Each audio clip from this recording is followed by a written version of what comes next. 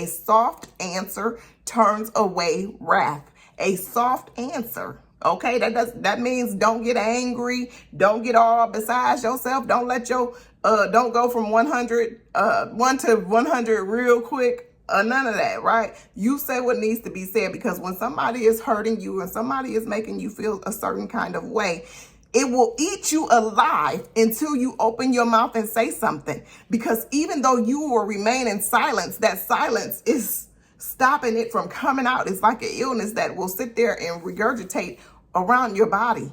And that silence, you keep it in and you're not saying anything and you're expecting for the Lord to deal with it. But no, you have to be responsible and deal with it as well, because if God lives in you, amen, if Jesus lives in you, then you have the right to sit up here and rebuke the devil. I say it all the time. When the devil took Jesus on the mountain, right, and he started to tempt him, Jesus wasn't quiet. He said what he needed to be said, because the devil needed to flee. And the only way that you can make the devil to flee is to open up your mouth. Okay? The only time you need to be quiet is when you are walking away from a thing that does not serve you. And you know that you don't have no ties and no bonds to this, right? Because with what I'm going to be discussing on Monday, oxytocin, right? We all build a bond with each other through oxytocin, whether it's eye contact, whether it's a smile, you are giving off oxytocin. Amen. That is the love hormone. Okay. That God has given us the ability to have oxytocin to build relationships, right?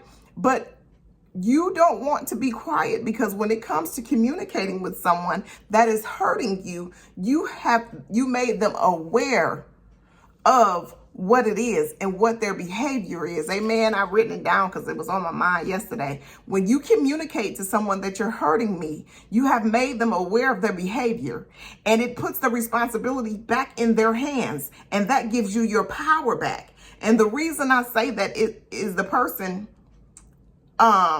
is going to show you either two things. They will either say, I'm sorry, and never do it again, or they will continue to hurt you. And that gives you the power to make a decision. You decide what works for you.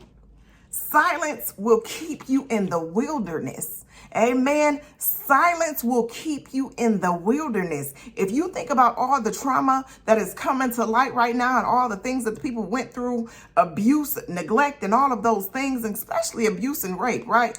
Because I don't even know if I'm supposed to say that word, but because what did they try to do? The enemy tries to keep you silent, because if you remain silent,